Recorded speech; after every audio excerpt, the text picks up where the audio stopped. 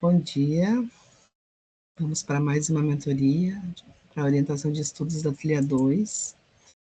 Hoje a gente vai revisitar alguns conceitos do CSS, né, os posicionamentos, né, que a gente ainda usa, né, por que ainda usa? Porque depois que a gente vê o flex e o grid, a gente para de usar bastante, né, o position, o absolute, o relative, né, que são os posicionamentos dos elementos. Mas em alguns momentos a gente precisa usar, né, para fazer alguns efeitos. A tarefa de hoje, por exemplo, eu vou pedir um carrossel de imagens para vocês. E nesse carrossel a gente revisita as transições, posicionamento relativo, posicionamento absoluto, os e-index, né? Então, esse vai ser o assunto de hoje da nossa mentoria. Então, exibição e posicionamento, né, em relação ao fluxo de HTML. Então, um navegador renderizará os elementos de um documento HTML que não possui CSS da esquerda para a direita e de cima para baixo, na mesma ordem que existem no documento, né, só para a gente relembrar. Isso é chamado de fluxo de elementos em HTML.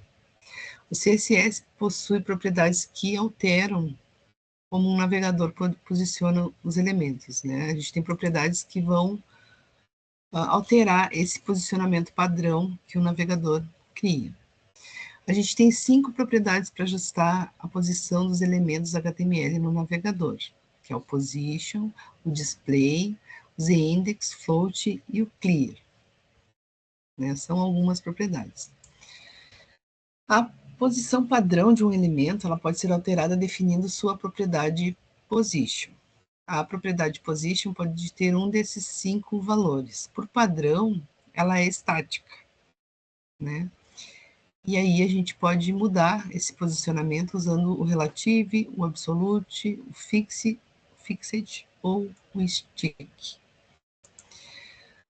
O static. Então, o valor padrão para qualquer elemento HTML faz com que o elemento siga o fluxo HTML padrão, colocando cada elemento após o elemento anterior e do próximo elemento no DOM. O que isso quer dizer? Conforme a gente vai montando lá o HTML, os elementos vão se posicionando lá no navegador, né? Lembram quando vocês começaram a fazer o site lá de vocês, né? Tudo que a gente vai colocando, ele vai renderizando de cima para baixo, né? E da esquerda para a direita. Aí, por padrão, esse posicionamento desses elementos é estático. Aí a gente pode mudar, né, esse posicionamento. A gente pode deslocar eles para um lado para o outro, fixar, grudar, né? Que são essas propriedades aqui. Então, o valor relativo funciona como o static, mas agora você pode definir valor para esse elemento. Além disso, os elementos relativos são usados como referência para elementos filhos absolutos. Então, quando eu defino um elemento absoluto, ele vai estar posicionado em relação a um relativo, como essa bolinha verde aqui, né? Então, para eu conseguir definir um elemento como absoluto, eu preciso ter um pai relativo, né? Daí ele vai ficar absoluto em relação a determinado elemento. O absolute, os elementos de composição absoluta são removidos do fluxo do documento. Outros elementos seguirão o fluxo normalmente.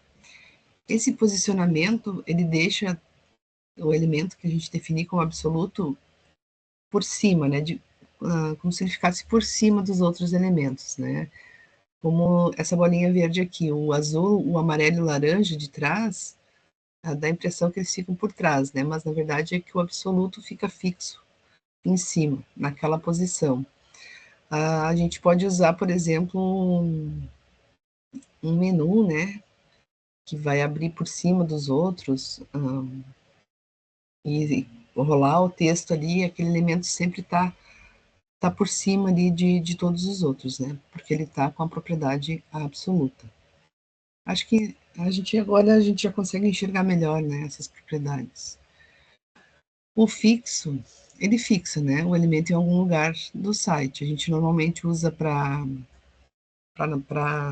o header ou para o rodapé. né? Normalmente a gente vê os rodapés fixos nas páginas, né? Mesmo que role, ele vai ficar sempre fixo lá embaixo, né? Então, podemos fixar um elemento em uma posição específica na página, independente da rolagem do usuário, definindo sua posição como fixed e acompanhando com as propriedades de deslocamentos familiares. Então, nesse exemplo aqui, né, um cabeçalho está fixo e eu consigo rolar o conteúdo da página normalmente, né? Porque, de repente, se a página for muito grande, né, a rolagem, vai ficar ruim para o usuário ter que subir tudo de novo, né, para acessar o menu, por exemplo. Então, eu posso deixar ele fixo e o restante da minha página rolar, né? A pessoa vai ficar sempre vendo o menu. Relembrando daí, né, porque quando a gente visita um site, os nossos olhos vão direto para a parte de cima, né? A gente automaticamente já procura um menu, porque o menu ele vai organizar o conteúdo, né? Como a gente viu aqui na mentoria que a gente falou de menu. Vai organizar conteúdo, né? Vai deixar centralizado naquele local ali. Então a gente sabe que ali a gente vai ter um acesso mais rápido. E quando a página é muito extensa, né? Que a gente precisa enrolar muito, é interessante tu deixar fixo para a pessoa poder navegar, né? Mesmo que ela esteja enrolando o teu site, ela pode querer mudar de, de assunto e não precisa subir tudo de novo para ver o menu, né? Por exemplo. Aí a gente tem o stick também. O stick ele dá um efeitinho, né? No elemento que a gente define como stick. É como se ele ficasse grudado. Então, o valor stick é outro valor de posição que mantém o elemento no fluxo do documento à medida que o usuário rola, mas permanece em uma posição específica à medida que a página é rolada ainda mais. Então, como esse cinzinho aqui, né? Ele foi definido em um local da página, só que conforme eu vou rolar, ele não vai ultrapassar a margem de cima, né? Os outros elementos vão sumir, só que o stick vai ficar colado ali nessa posição. Então, por isso que o stick, a tradução é grudado, né? É como se ele ficasse grudado em alguma parte do nosso site. Mesmo que a gente role a página, ele rola um pouquinho, né? Mas não tanto a ponto de sumir da visualização do usuário, né? Eu acho que esses GIFs aqui, né, dão uma ideia bem legal de como funciona esses sticks. O fixo fica fixo, né? O absoluto fica absoluto sempre por cima sempre na posição que ele ficou fixo, né? O absoluto fixo, né? Onde a gente definiu o absoluto e o stick ele dá uma pequena movimentada, né? Mas não some da tela da gente. A gente tem a gente vê também nos sites os botões, quando a gente vai rolando, aquele botão fica meio que ali sempre, né? Mesmo que a gente role a página, ele não some completamente, né? Ele vai ficando sempre ali para a gente enxergar ele no caso de querer mudar, né? De lugar na página do site. Então, observe que os elementos posicionados estático e relativo permanecem no fluxo normal do documento, quando o usuário rola a página, ou o elemento pai, né? Esses elementos também rolam. Os elementos posicionados como fixos e absolutos são removidos do fluxo do documento. Quando o usuário rola, esses elementos permanecerão em uma posição de deslocamento especificada. Então, essas são as diferenças básicas, né, do estático e relativo e do fixo e absoluto. E aí, além dessas, a gente tem os e-index, que dá uma aparência de 3D, digamos assim, né, que dá uma impressão que o elemento da frente vai ficar, né, nesse GIF está mostrando aqui, que eu posso colocar elementos um na frente do outro, né, dá a impressão que tem um pouco de profundidade. Então, a propriedade z-index controla o quanto um elemento deve aparecer para trás ou para frente na página da web. E quando os elementos se sobrepõem, isso pode ser pensado como a profundidade dos elementos, com elementos mais profundos aparecendo atrás de elementos mais rasos, né? Então, a gente consegue fazer várias coisas interessantes com o z-index. O float. A propriedade de float Em algum momento ela ainda é utilizada, né? Por que em algum momento? Porque com o Flex, com o Grid, a gente acaba deixando de usar o float, né? Mas se tu tem uma situação que tu não quer, porque assim, para usar o Flex ou o Grid, a gente tem que ter um container, né? Lembram da ideia do Flex do Grid? O Flex, a gente tem que criar um container, né? Uma caixa, e movimentar os itens dentro dessa caixa. Com o float, a gente vai movimentar um elemento apenas, né? Não precisando ter esse container. E o flex ele vai trabalhar ou na linha ou na coluna, né? Um de cada vez. E o grid, linha e coluna ao mesmo tempo. E aí, para usar o flex e o grid, a gente precisa dizer que o display, aí a gente tem que mexer no display, né? Não só no posicionamento dos elementos. Ou, eu não, acho que vocês não conseguem ver aqui, né, o código que está mostrando, mas o primeiro é que ele está botando um left, um float à direita, aliás, um float left, que daí o elemento flutua para a esquerda, e um float right, que daí o elemento vai navegar para a direita, vai ficar o mais à direita possível. Então, com o float eu consigo mudar a posição de determinados elementos sem a necessidade de mexer no display deles. Não sei se vocês lembram lá da trilha 1, atividade da Ada. Não sei se vocês chegaram a fazer, mas lá da Ada a gente colocava uma imagem e fazia o texto flutuar à direita, para ficar a imagem e o texto à direita. Não sei se eu cheguei a passar para vocês, mas eu fazia essa atividade. E o clear, né? A propriedade clear faz o layout voltar ao normal. Então, como o CSS ele renderiza também de cima para baixo, eu posso definir como aqui eu consigo enxergar melhor, um float left, né? E um float right, e no momento que eu defino um clear no footer, tudo é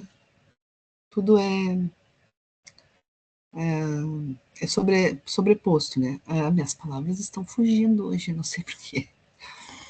Mas como ali o rodapé era fixo anteriormente, né? Com o posicionamento de float e right, ele subiu. Aí eu dando um clear, ele volta a ter o posicionamento que ele tinha anterior. Então, o clear é para que nem o limpa-tela que a gente usa quando a gente está escrevendo código, né? Ele vai limpar as configurações. Aí eu deixei vários links aqui também com outras pessoas falando, né, sobre o assunto também, né? Como eu sempre deixo bastante vídeos aqui do YouTube, o W3 School lá também, que falando dessas propriedades, né? A gente consegue testar lá e tal. E aqui embaixo, um carrossel. Um exemplo de carrossel. Porque assim, e aqui sigam nossas redes, né? Lá no Instagram a gente sempre deixa uma mensagem para vocês. Porque assim, eu vou pedir um carrossel para vocês, mas vocês, claro que vocês não vão criar do zero, né, um carrossel. Vocês vão olhar algum exemplo para se basear em como criar, né? Que nem o que eu trouxe para vocês aqui. E tudo bem, a gente só não pode fazer Ctrl+C, Ctrl+V direto, né? A gente tem que aprender alguma coisa com o que a gente está fazendo. A gente estava falando da questão da IA também, né? Claro que a IA vai facilitar bastante a vida da gente, mas a gente tem que saber também o que está acontecendo, né? Como é que foi feito. Então, por exemplo, vocês colocaram lá na trilha 1, algumas pessoas colocaram, né? Esses carrosséis que ficam passando, né, a imagem. Deixa eu ver um pouquinho a tela aqui. Vou enxergar todo o carrossel. Então, a proposta na trilha 2 é vocês criarem esse carrossel só usando HTML e CSS. Eu sei que dá para criar um carrossel usando o JavaScript, né? Mas como a gente está vendo os conceitos do carrossel, de CSS ainda, a proposta é vocês fazerem com HTML e CSS. E aí, como eu falei, né, para fazer aquele carrossel ali, vocês vão rever vários conceitos, né? os conceitos de CSS, que é o que a gente meio que falou agora, né? A gente vai usar o flex, a gente vai usar a margem, a gente vai usar as posições, né? A posição relativa, a posição absoluta, né? Para dar aquele efeito ali de uma imagem passando para outra, né? Sem sobrepor uma em cima da outra. A gente usa também o transform ali, que dá aquele efeito de que a imagem está girando. O Z-index, né, para sempre colocar uma na frente da outra. Que mais? Mais posições relativas, né, que é o assunto de hoje. A animação também, né, a gente pode mexer naquele tempo ali que uma imagem vai para outra. Os keyframes, né, não sei se vocês lembram, mas para definir, né, aquele tempo ali de passagem, de quanto vai ir, para ele fazer a volta, digamos, né. Aqui a Rafaela fez uma gambiarra, tá?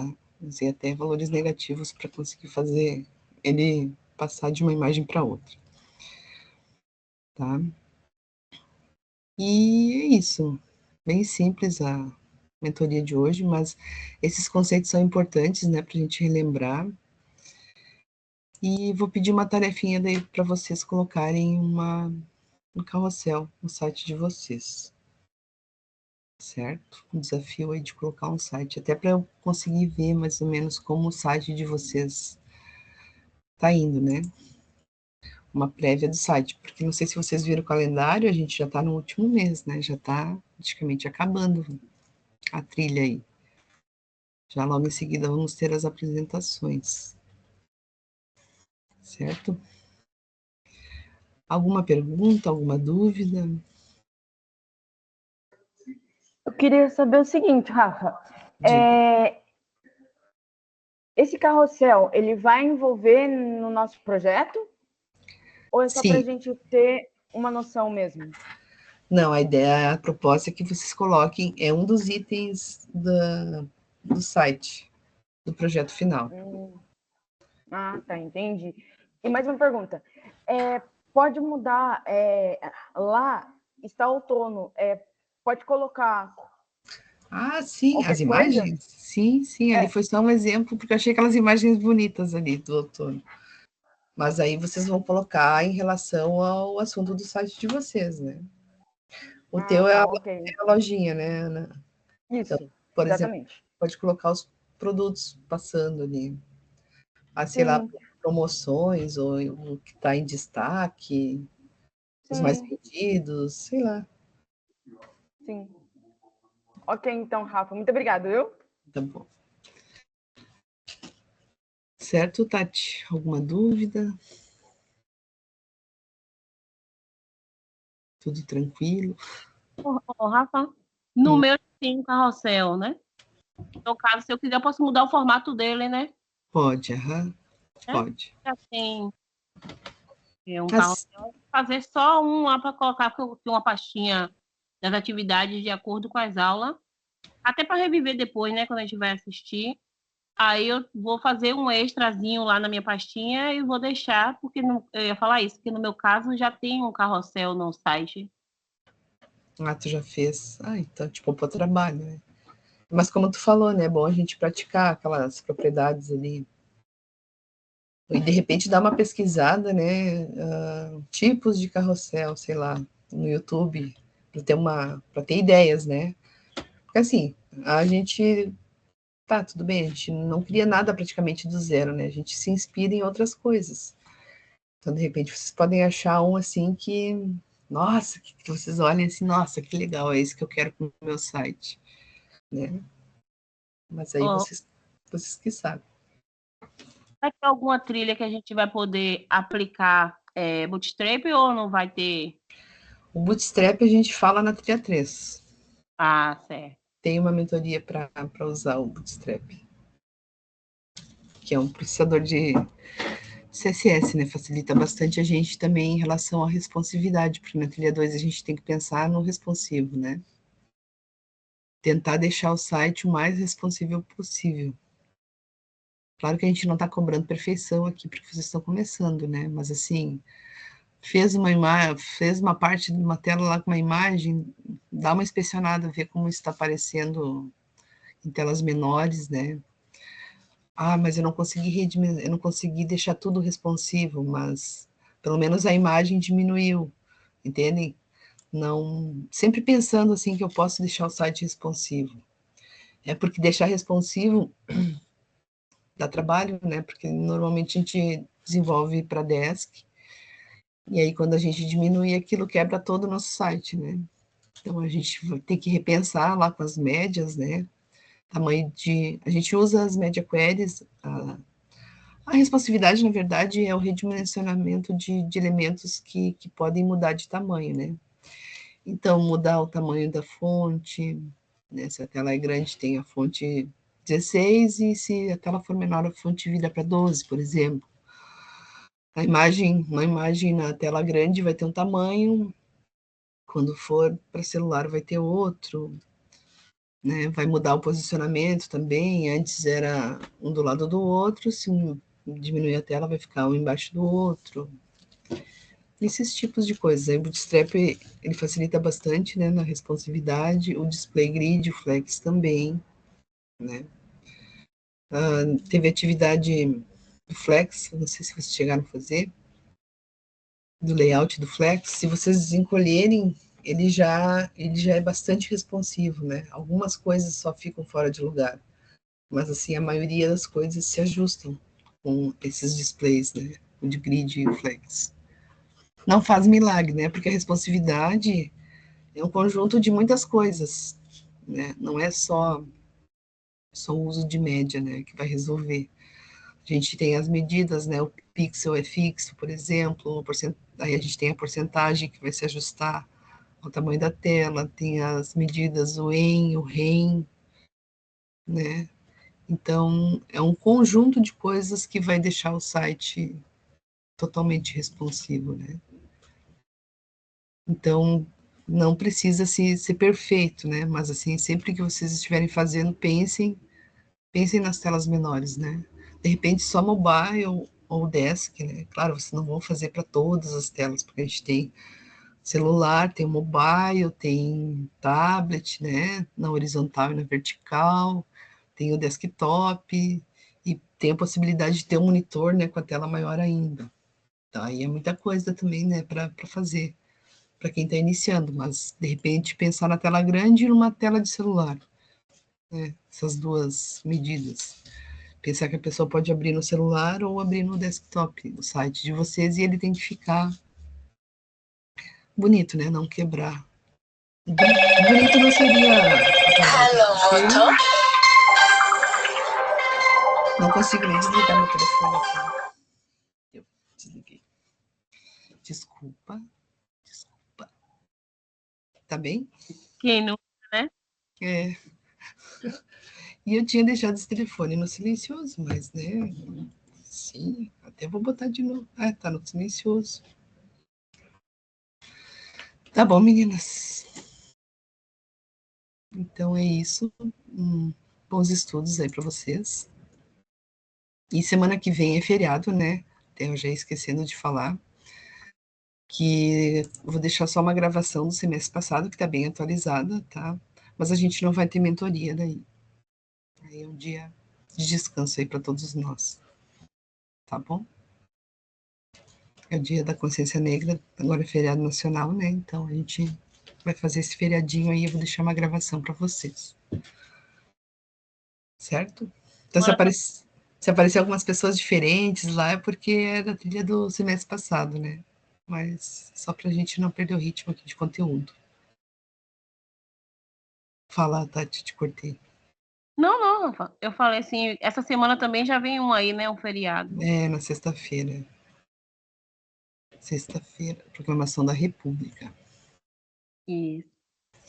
Tá bom? Então, bom restinho de semana para vocês. E nos vemos na outra daí, né? Não quarta que vem, na outra, no dia 27.